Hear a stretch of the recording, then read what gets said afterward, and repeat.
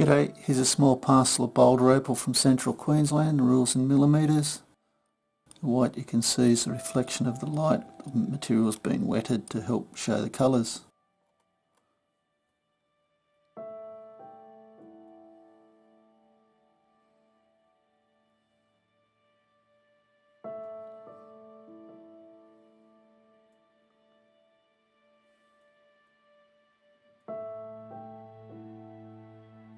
Looks like there's a red bar underneath this white, so maybe grind it down some more and you might get better stone out of it, or stones.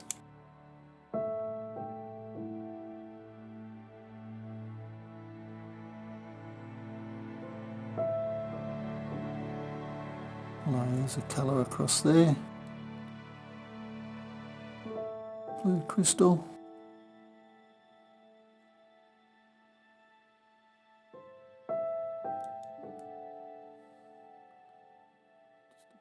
Nicely patterned with a bit of purple running through it.